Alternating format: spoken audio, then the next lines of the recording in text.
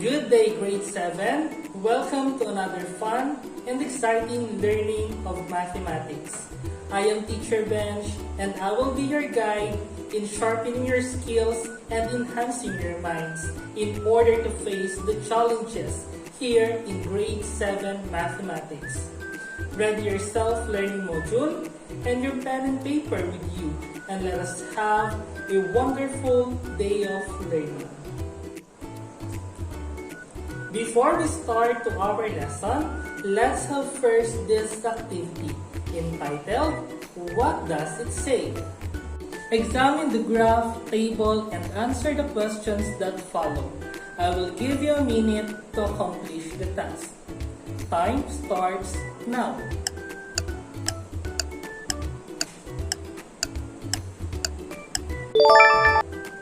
Time's up. Let us now answer the questions. For number 1, what is the title of the graph? Very good. The title of the graph is Number of Coronavirus COVID-19 Patients in the Philippines as of April 2, 2020 by age group. Next, what does the x-axis represent? How about the y-axis? Excellent, grade 7. X-axis represents the number of patients, while y-axis represents the age of the patients. Now, let us proceed to number 2. What section got the highest enrollees? And what section got the lowest enrollees? Exactly. Grade 7 Aguinaldo got the highest enrollees, while Grade 7 Jacinto got the lowest enrollees. Thank you, Grade 7, for participating to our activity. You truly mastered how to describe a given graph and a tabular value. Remember, you are all very good. Now, in connection to our activity, we will now analyze, interpret, and draw conclusions from graphics and tabular presentations. And our most essential learning competency is draws conclusion from graphic and tabular data and measures of central tendency and variability. At the end of our lesson, you are expected to analyze and interpret graphics and tabular presentations of statistical data. Next, draw out conclusions from graphics and tabular presentations of statistical data and apply the guidelines in analyzing, interpreting, and drawing conclusions from graphics and tabular presentations. Are you ready, grade 7? That's great! Let's start. Though tables and graphs present information from data in a way that it is easy to read and understand, it is still important to have some basic knowledge in analyzing and interpreting data.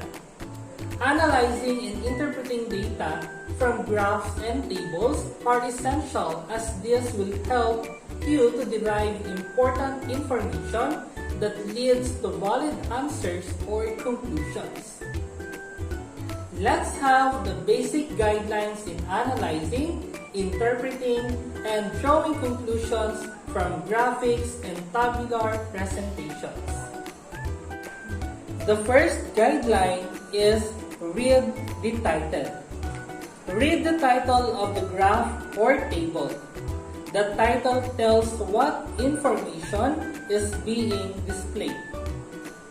For example, the title of the graph, Rainfall during the first 9 days of a month, tells about the amount of rainfall during the first 9 days of a particular month.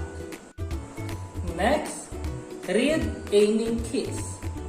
Look at the keys, captions, or notes to help you interpret symbols, colors, or other used to describe the information about the subject. For example, the blue color represents the dogs, the red color represents the cats, the green represents the fish, the violet represents the rabbits, and the light blue represents the rodents. Another is read the labels. The labels tell you what is explained about the subject. For example, the x-axis label refers to the first 9 days of the month, while the y-axis label refers to the amount of rainfall in millimeters. The last one is draw conclusions based on the data. For example, the third day is at 12 millimeter, while second and 8th day are both at 2 millimeter. These representations indicate that the third day received the largest amount of rainfall, while the second and the 8th day received the least amount of rainfall. Another example is this table. This table shows the average number of visitors per day of 2 tourist destinations over the past 8 years. Using the given data, we can calculate the mean and standard deviation of each tourist destination.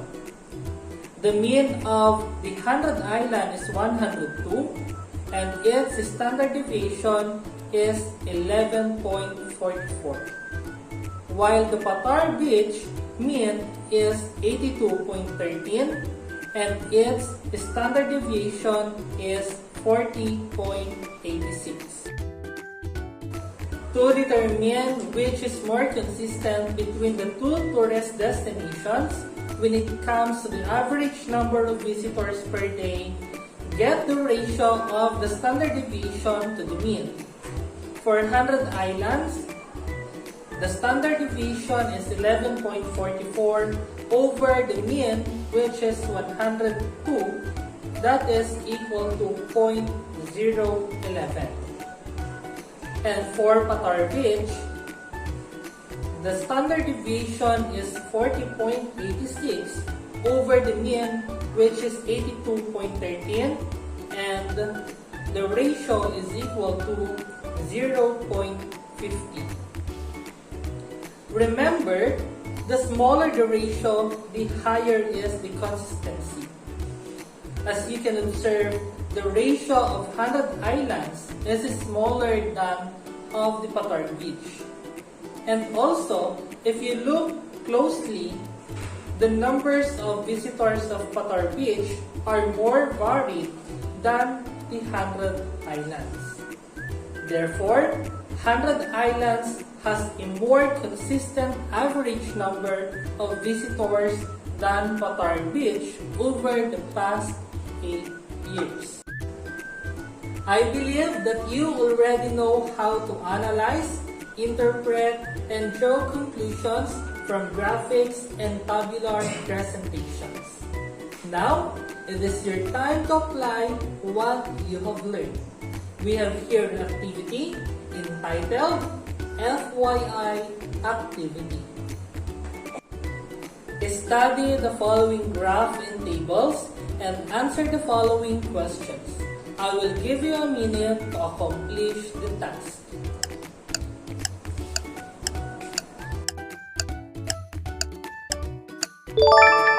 Time's up. Let us now check your answers. Number 1, the line graph shows the earnings of Aling Nena's sari-sari store for a week. The first question is, what is the title of the graph? Very good. The title of the graph is Earnings of Aling Nena's sari-sari store. Next, let's have on what day had the highest earnings.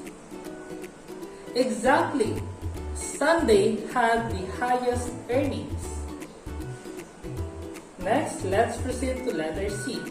On what day had the lowest earnings? Yes, it's Friday. Friday had the lowest earnings.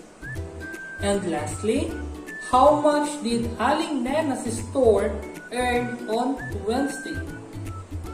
Very good. Aling Nena's store earned on Wednesday is 1,000 pesos. Let's proceed to number 2. Daniela, a certified plantita, bought 4 colors of pots from a department store. She paid an average of 100 pesos per pot. The receipt is shown below where part of it is unknown. The first question is, how much did she pay for each blue pot? We have 187. So, she paid 187 pesos for each blue pot. Next, how much did she pay in all? We have 1,200 pesos. How did you determine this? So since we have 12 times 100 pesos, then she paid 1,200 pesos in all. Did you get all the correct answers? Excellent, grade 7. Now, before we end our lesson, let's have a short recap regarding our lesson today. Again, class, what are the basic guidelines in analyzing, interpreting, and drawing conclusions from graphs and tabular presentations?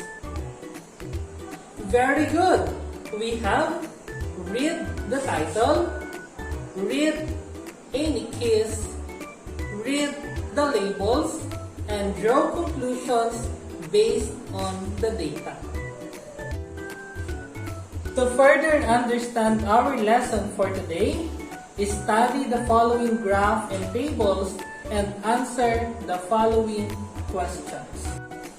For supplementary activity, watch the daily news and take note the data regarding COVID cases in the Philippines. Analyze and interpret the data you gathered. Before we end, always remember, there is only one subject matter for education, and that is life in all its manifestations by Alfred North Whitehead.